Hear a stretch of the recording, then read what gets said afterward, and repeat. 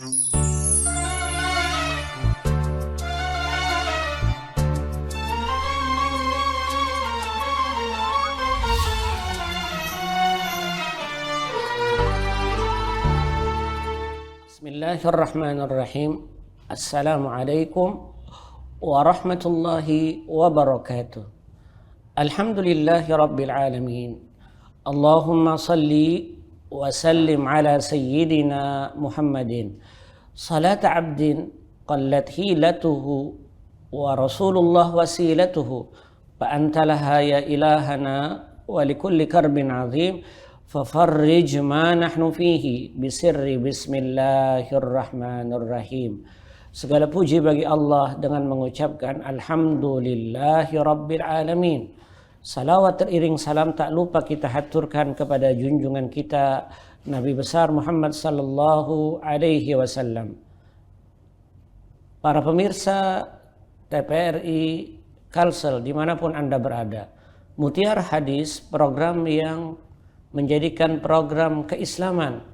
Pada hari ini kita akan mengkaji sebuah hadis Nabi Muhammad sallallahu alaihi wasallam. Hadis yang diriwayatkan oleh Abdullah ibnu Abbasin radhiyallahu taala anhu wa arda.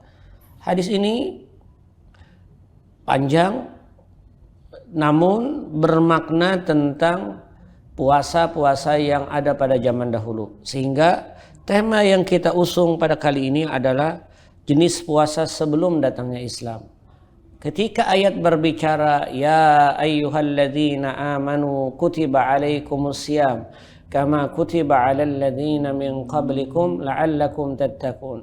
Wahai orang beriman, diwajibkan atas kamu, atas kalian berpuasa sebagaimana diwajibkan atas orang-orang sebelum kalian. Nah, konteks hadisnya adalah konteks ayat yang menjabarkan tentang puasa orang-orang sebelum kalian. Salah satunya adalah hadis yang kita akan kaji pada kali ini. Hadisnya, Haddasana Musa ibnu Ismaila, Haddasana Uhaibun, Haddasana Ayub an Ikrimata. Riwayat dari seorang tabi'in bernama Ikrimah. Ikrimah karena beliau lahir sekitar tahun 21 Hijriah, maka kategorinya adalah seorang tabi'in. Tabi'in adalah mereka yang bertemu dengan sahabat, belajar dengan sahabat, beriman, kemudian meriwayatkan banyak hadis dari Nabi Muhammad SAW. Nah, sama seperti Atha bin Abi Rabah, dia tidak kurang daripada 200 sahabat beliau bertemu dengan sahabat-sahabat tersebut. Sehingga dari sahabat, karena sahabat adalah murid-murid Nabi Muhammad SAW, maka hadisnya banyak dikumpulkan oleh Ikrimah. Nah, Ikrimah adalah salah satu murid daripada Abdullah ibnu Abbas, sepupunya Rasul SAW, yang kategorinya khibrun ummati Muhammadin SAW. Abdullah bin Abbas ini digelar sebagai orang yang amat berpengalaman di dalam umat Nabi Muhammad. Sekalipun dia lahir 3 tahun sebelum Nabi hijrah, 13 tahun umurnya ketika Nabi wafat, tapi kemampuannya, daya ingatnya, kemampuan analisanya luar biasa. Nah, hadis ini berbunyi, An Ibni Abbasin radhiyallahu taala anhu wa arda, qala bainan nabiyyu baina an-nabiyyu sallallahu alaihi wasallam yaktubu idh huwa birajulin qa'imin fasa'ala anhu faqalu Abu Israil, ismuhu Abu Israil, nadhara alla yaquma wa la yaq'uda wa la yastadhilla wa la yatakallama wa yasumu. Faqala an-nabiy sallallahu alaihi wasallam murhu falyatakallam wal yastadhil wal yaqut wal yutimma sawmahu.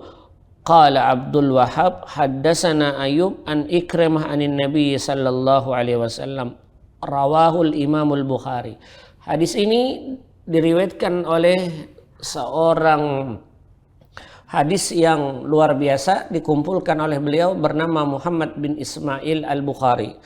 Bunyi hadisnya adalah diceritakan oleh Abdullah bin Abbas.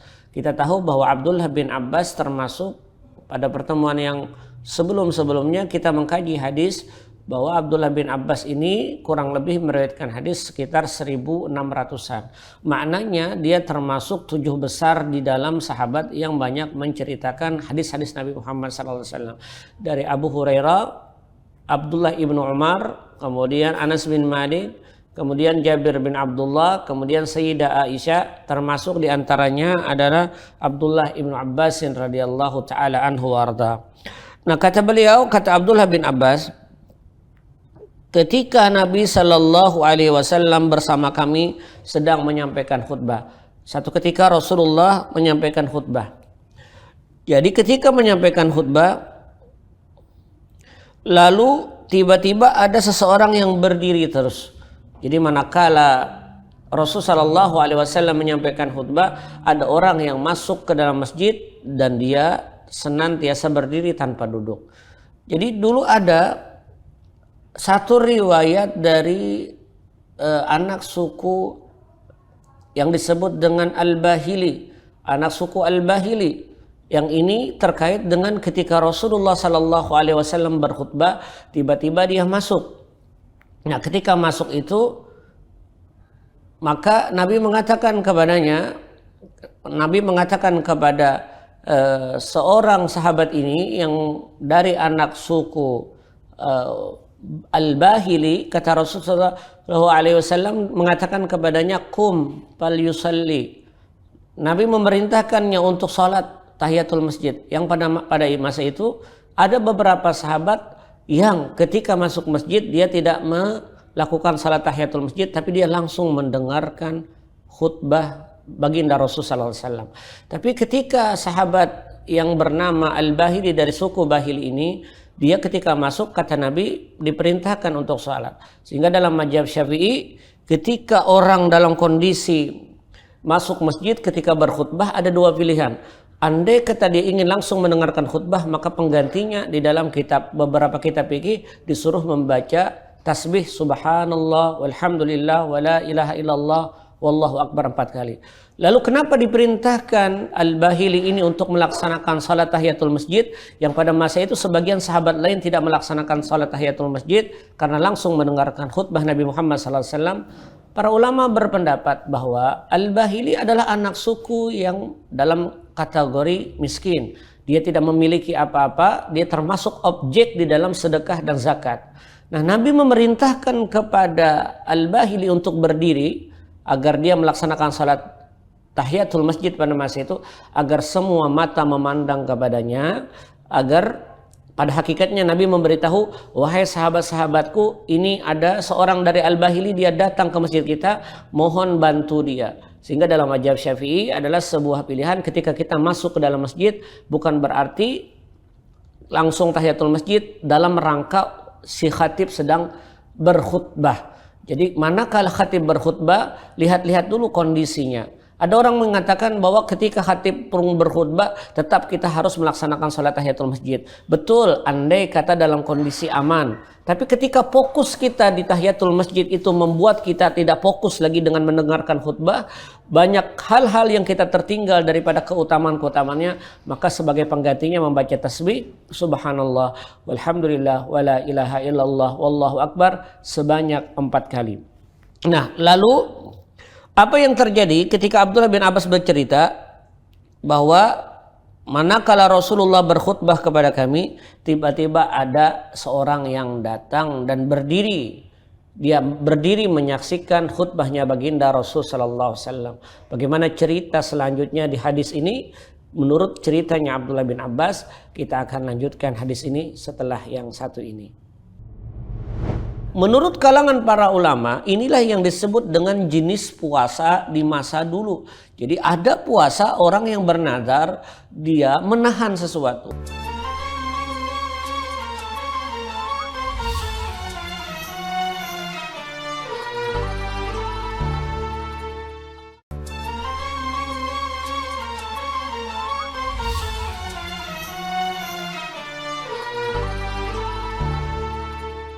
Allahumma salli wa sallim ala sayyidina Muhammad wa ala ali sayyidina Muhammad. Para pemirsa TVRI Kalimantan Selatan dimanapun Anda berada, hadis tentang jenis puasa sebelum datangnya Islam.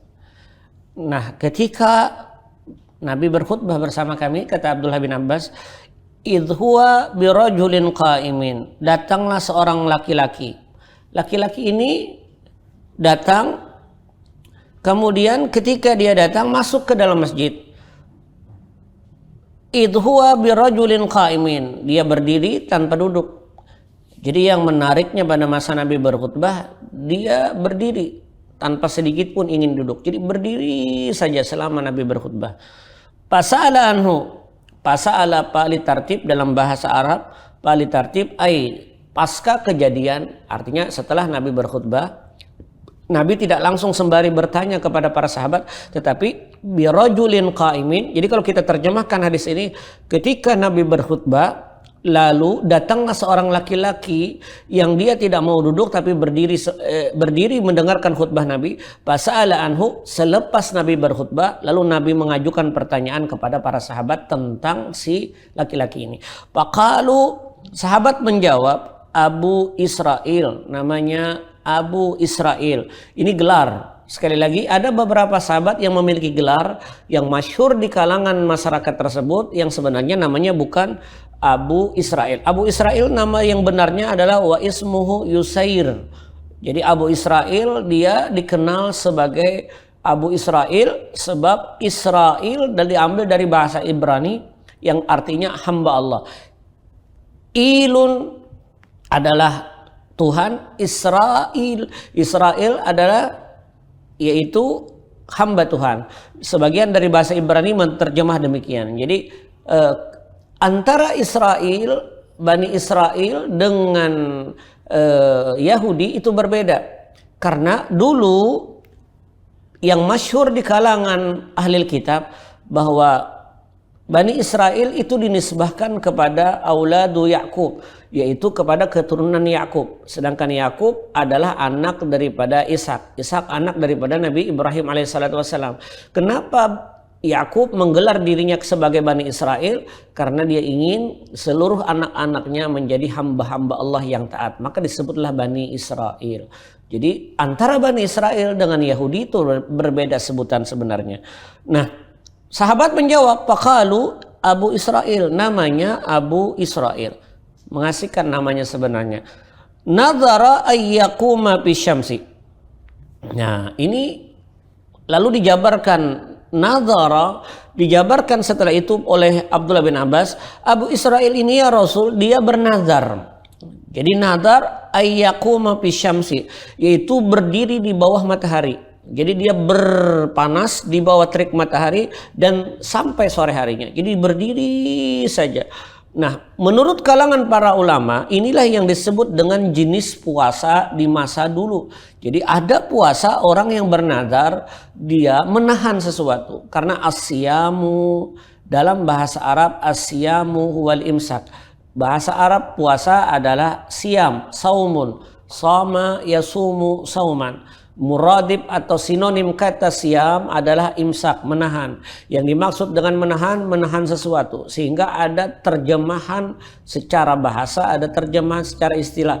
Karena puasa diterjemahkan secara bahasa adalah menahan, maka arti dari asyam yang dipahami oleh Bani Abu Israil ini adalah dia bernazar untuk menahan tidak duduk. Jadi dia berdiri di bawah terik matahari. Kemudian wala yaqadu, wala yaqudu.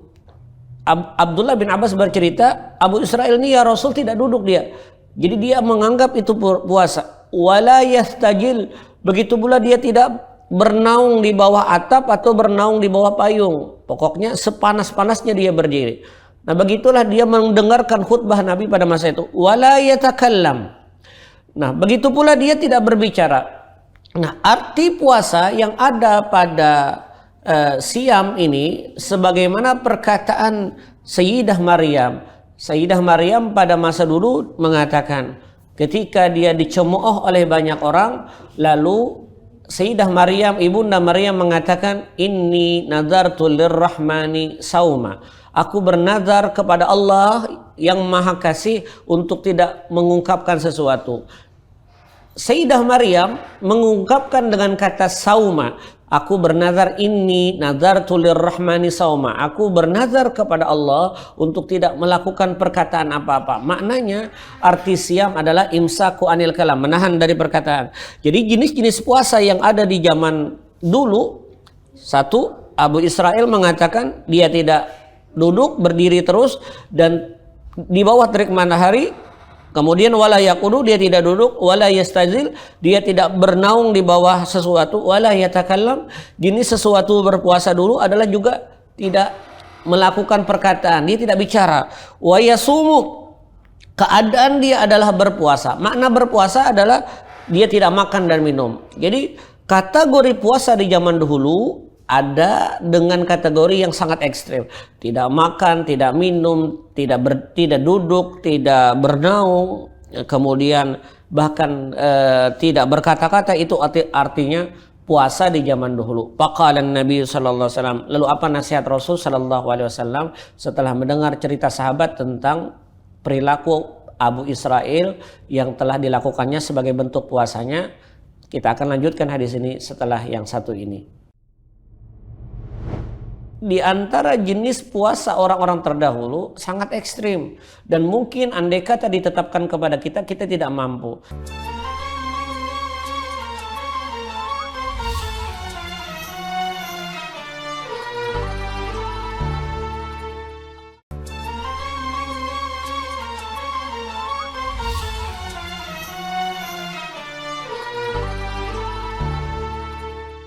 Allahumma salli wa sallim ala sayyidina Muhammadin wa ala ali sayyidina Muhammad.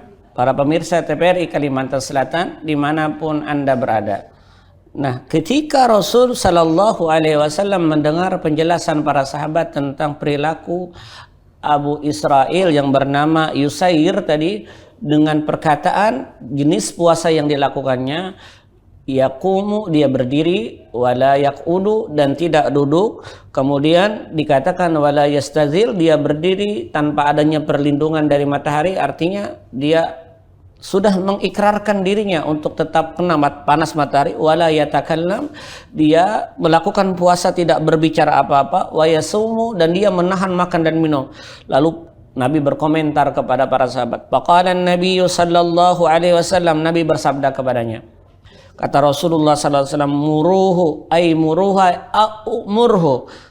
Andai kata Nabi mampu memanggilnya, dipanggil oleh Rasulullah. Tapi dengan bahasa halus Nabi mengatakan kepada sahabat agar mereka tahu perilaku Abu Israel ini tersalah di dalam memahami puasa. Lalu kata Rasul, muruhu, perintahkan dia, fal yatakallam. Suruh dia ajak berbicara. Jangan sampai dia tidak berbicara. Wal yastazil, jangan di bawah terik matahari.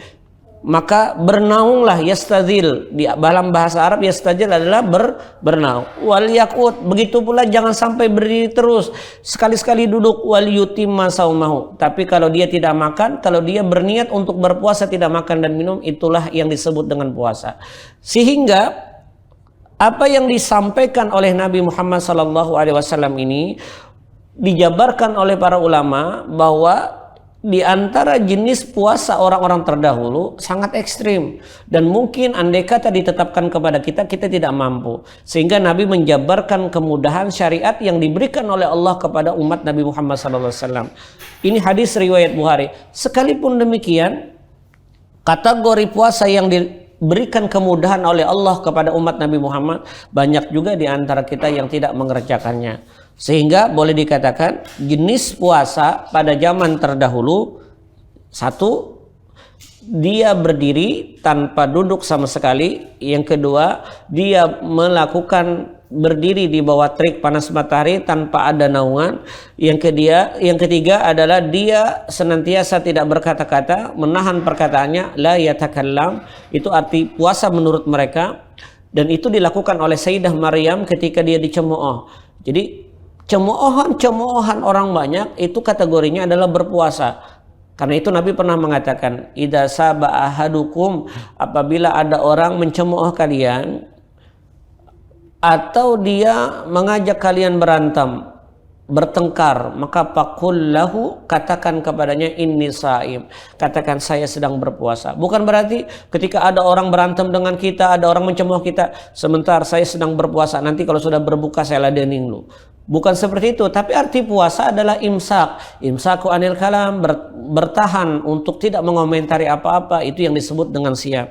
Dan inilah yang disebut dengan puasa di zaman dulu, yang akhirnya disederhanakan puasa tersebut menjadi al-imsaku ani mubtirat, sesuatu yang kita tahan dari membatalkan puasa, seperti makan dan minum dan berhubungan suami istri. Nah, apa yang dimaksud dengan hadis ini? Afadul hadis. Lalu Imam Nawawi memberikan gambaran. Pertama kata beliau, an-nadru bisukut laisa qurbatan min syariatil Islam. Andai kata ada orang bernazar, nazar adalah bagian dari hukum syariat. Karena itu ada di dalam bab fikih namanya babun nadri. Nazar itu para ulama mengatakan nazar ada yang menjadi hukum mubah, ada yang menjadi hukum makruh. Jadi dia terbagi dua. Nazar terkadang diperlukan agar Allah mempermudah kabulnya hajat. Jadi nazar diartikan seperti komitmen seseorang untuk melakukan satu kebajikan, yang kebajikan itu andai kata dia lakukan membuat dia tercapai apa yang diinginkannya. Contoh seperti perkataan di dalam hadis dinyatakan bahwa ketika Nabi Ibrahim alaihissalatu wassalam menyembelih beberapa ekor unta, kambing dan sapi, takjublah orang-orang karena saking banyaknya dia menyembelih, diceritakan dalam hadis. Lalu kata Nabi Ibrahim alaihissalatu wassalam, dia mengatakan, andai kata lau razaqani Allahu waladan, andai kata Allah memberikan rezeki kepadaku anak, maka la adzbahannahu, aku pasti akan menyembelihnya, andai kata Allah perintahkan kepadaku. Tiba-tiba ucapan ini tak sadar dia diucapkan pada zaman terdahulu, sampai akhirnya dia mendapatkan anak. Kejadianlah akhirnya cerita tentang Nabi Ismail alaihi salatu wassalam disembelih, dan itu adalah bagian nazar yang dilakukan oleh Nabi Ibrahim alaihi salatu wassalam. Nah, rupanya ada nazar yang masyru', ada yang disyariatkan, yang dibolehkan, ada yang tidak. Contoh misalnya an-nadru bis-sukut laisa qurubatan. Sebagaimana yang dilakukan oleh Abu Israel atau yang disebut dengan Yusair, dia melakukan nadar yaitu bis-sukut, tidak berbicara. Laisa qurubatan. Ini bukan dari kategori amal soleh. Jadi qurubatan yang dimaksud adalah ingin mendapatkan ibadah. Jadi andai kata dia berniat sahajaku tidak berbicara apa-apa sebagai puasa, itu adalah bukan daripada bagian ibadah. Kata Imam Nawawi, an-nadru bis-sukut laisa qurbatan fi syariah. Bahwa bernadar dengan diam bukan dari kategori qurubah atau bagian dari amal soleh di dalam hukum syariat. La yaqbalullahu ta'ala amalan lam yusra'hu wa lam yu'dzana bihi. Allah tidak akan menerima satu amalan yang tidak disyariatkannya atau yang tidak diizinkannya atau yang sifatnya membawa mudarat kepada orang tersebut. Misalnya nih, ada orang bernazar, andai kata saya diterima ini dalam pekerjaan, maka saya bernazar akan memotong tangan saya yang sebelah kiri. Nah, ini tidak diperkenankan karena nazarnya membawa mudarat kepada yang bersangkutan.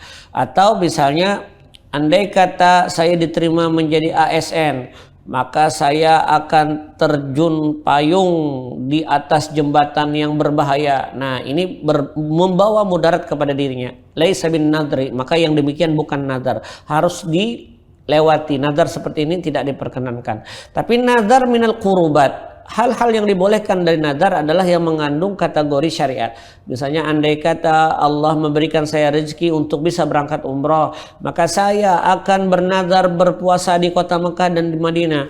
Nazar seperti ini hukumnya wajib. Begitu pula tawaf. Andai kata saya datang ke Mekah dan Madinah, diberikan izin pada tahun ini, saya akan bernazar tawaf 5 kali dalam sehari, 5 kali dalam sehari, maka hukum tawafnya tawaf nazar wajib. Atau andai kata saya punya rezeki di tahun ini, saya wajib berkurban di tahun ini, maka itu nazar wajib hukumnya. Nah, jadi tidak diperkenankan bernadar dalam kategori yang tidak disyariatkan dan membawa mudarat. Yang ketiga, laisa kullu ma kana qurubatan fi ibadatin yakunu qurubatan fi ghairihi. Tidak semua menurut kita kullu ma kana qurubatan fi ibadatin. Menurut kita seperti substansi ibadah di dalamnya yakunu qurubatan fi ghairihi, menjadi qurubah atau ibadah pada yang lainnya. Tidak semua. Jadi contoh misalnya berdiam. Kalau ada orang meladeni, mencemooh kita lalu kita berdiam. Nah, diam kita ini kandungannya adalah ibadah karena kita tidak mau terjerumus terhadap pertikaian kepada dia. Tapi andai kata kita bernazar untuk diam sama sekali, nah ini yang masalah, maka itu bukan daripada amal soleh. Nah, inilah bagian daripada cerita puasa-puasa yang terkandung pada zaman dahulu. Pada intinya syariat Allah yang ditetapkan kepada Nabi Muhammad adalah syariat yang amat mudah, diantaranya tentang puasa. Kita bersyukur kepada Allah kita dijadikan umat Nabi Muhammad sallallahu alaihi wasallam. Aqulu qauli hadza wa astaghfirullah li wa lakum wa lisairil muslimin. Astaghfiruhu innahu huwal ghafurur rahim. Subhanakallahumma bihamdika asyhadu an la ilaha illa anta